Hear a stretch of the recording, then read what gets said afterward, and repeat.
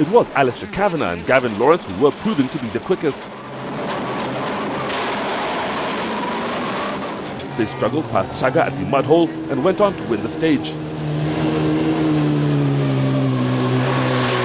They were fastest through 4 of the 6 opening stages of the day to take the rally lead by nearly a minute. Carl Tundo and Tim Jessup were off the pace to begin with and were only 6th fastest through the wet first stage, but they made up for this on stage 3. They were lying second when they were faced with the mud hole on stage 4. They made it through, but with disastrous consequences. Water got into the engine, and on the transport the car died, and they were out. There was just basically 200 meters of water where the engine sucked in water, and that's the end of our rally. Just to do some kilometers would have been great, because that's why we rally, is for the kilometers, and it just puts a downer the fact that I went out where it was no one's fault but. Lee Rose and Piers Dakin had incurred a 1-minute penalty for checking in early at a control, giving themselves even more work to do. They were quickest through the 2 opening stages, which, with the wet conditions, required extreme skill to get through quickly.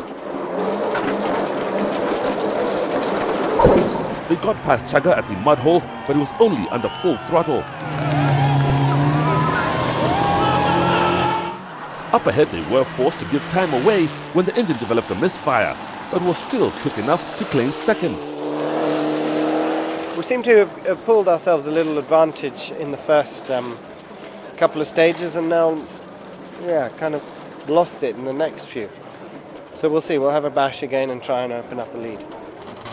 As Jamie White and Phil Arkinall set off from the start, their only goal was to be the quickest of the ARC contenders. They not only achieved this, but stayed in touch with the leaders, always amongst the top 5 on each stage. They were reveling in the conditions, and with the car performing well, were pleased to be so competitive. They were in third, 90 seconds behind. I've never actually rallied in the mud like this. I mean, the whole rally is mud. Sometimes if you go into the stages, there's mud. You go 40 k's into another stage and it's pouring down with rain. But it's the same for everybody, so, we just give it a go. Jas Mangat and Olivia McGank had started the rally with a 20-second advantage, having won the stage the previous day, but lost this when the rally became a head-to-head race. They were unable to match the pace of the leaders and dropped 3 minutes on the opening loop, which placed them 4th overall and 2nd in the ARC. We're just taking it easy, trying to keep it on the road and bring her home. That's the plan. You are looking for an ARC win, are you? Well, to beat Jamie, yeah, that's enough. Surprisingly, pundits were Izar Mirza and Zahir Shah, who were in 6th, ahead of several far more experienced drivers. They were the youngest of the leading crews and were undeterred by the conditions. By carefully picking their lines and extracting what they could out of the Evo 9, they were well placed. Second stage we got stuck for like 2 minutes. After that pulled out, Jas came from the back, gave him way. After that I was like, just like when it's wet, just take it easy. Wait straight, put your foot down. That's the secret on wet. The stages were being run through the coffee plantations in the foothills of the Aberdare mountain range. The remotest stage circumnavigated the Dukaine Dam, one of the major water sources for the city of Nairobi. The water is fed to the dam from the nearby Aberdare peaks. With all the recent rain, there was plenty of water around, especially down on the rally route, where the roads were becoming more and more slippery with the passage of each car.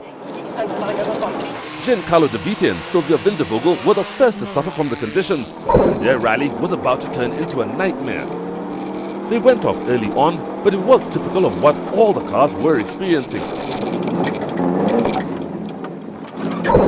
Having recovered from that, they focused on catching Jamie White for the ARC honours.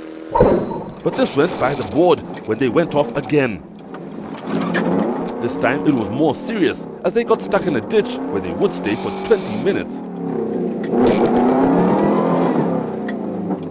Whilst they were stuck, 9 cars passed them on the road, including Christakis Fotidis and Guy Dekelever, who further up also went off on a slippery blind bend. They were nudged further and further into the undergrowth as cars behind found it impossible to avoid them. Anthony Nielsen and Mike Ogwapit also passed De Vite, and when they came up to Fotidis, they were the third car to give him a shunt. Giancarlo De Vite eventually got out of the ditch and set off to recover the time lost. Almost immediately, they came across Fotidis, with Anthony Nielsen still there blocking the road. There was no chance of stopping on the slippery surface, and they hit Nielsen hard enough to send him back into Fotidis. We couldn't go around him, so we tried to help him.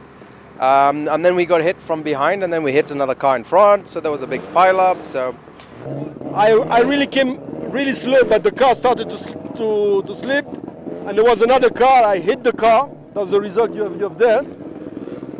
They was pushing me, I was coming out. But when they saw the first car, they just left the car came and hit me. So start again. Second car, hit me. Third car, hit, and that was another funny. Giancarlo De Vite came and hit the second car who hit me again. So you understand what happened there. Leading the supplementary category and thoroughly relishing in the conditions were Ian Duncan with Ammo Sludge in the National Oil Patrol. Against the Group Ns, they were lying 10th overall, but the engine was about to develop problems. One stretch of the road was boggier than the rest, and it was here that a host of cars would end their rally, including Jaswinder and Ravi Channa's Toyota Celica. What happened? He was stuck on the side of the road, so I just tried to go, it pulled me in. When you're stuck and apparently trying to come out, the engine's gone. With the road blocked, the Classics were brought to a halt, but they had to keep going to stay in the rally. We're thinking of turning back and taking the main road, because the road is completely blocked. They eventually decided to continue, carefully inching their way through the narrow gap.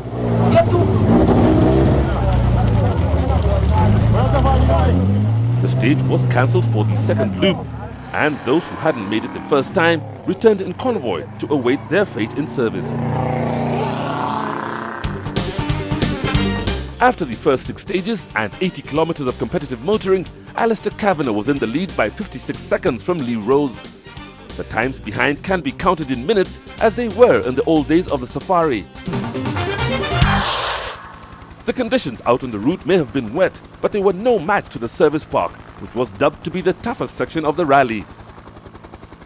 The normally manicured fairway of the Makuyu Golf Club became a mud bath early on, and even for the four-wheel drives, it was hard work.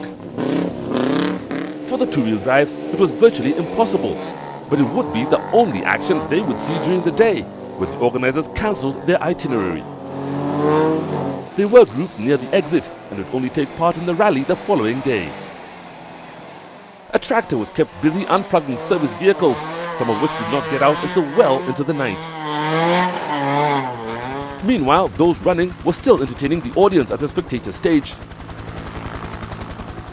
Due to the conditions, the drivers had not been able to recce the course and were forced to face the stage blind, with no guidance on the best lines to follow. For those who saw it, there was a raised road across the swamp, and if it could be reached, was the best way to get across. But this soon got blocked, and with the rally running at 2-minute intervals, the following cars had no option but to take to the water.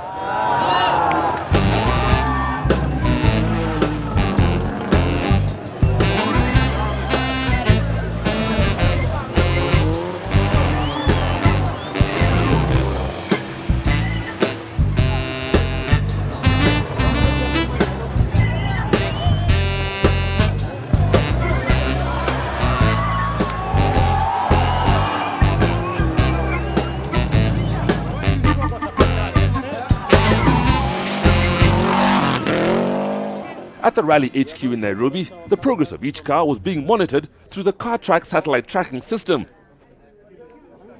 Each car had been fitted with a transponder primarily for safety. At the moment, with the Safari Rally, what we have actually done is we've provided panic buttons. That's the biggest feature we've added into the Safari Rally, because they're going to be out there in the bundus, and you know it's a muddy, wet season. Things happen when you're out there. The tracking facility was made possible through the iWay satellite communication system, which also enabled the field HQs to relay up-to-date results and information to the drivers. Lots of people have been inquisitive as to how the Kenya Motorsports Council is getting the information relayed like real on time, and it's because of the internet connectivity that we provide the Kenya Motorsports Council.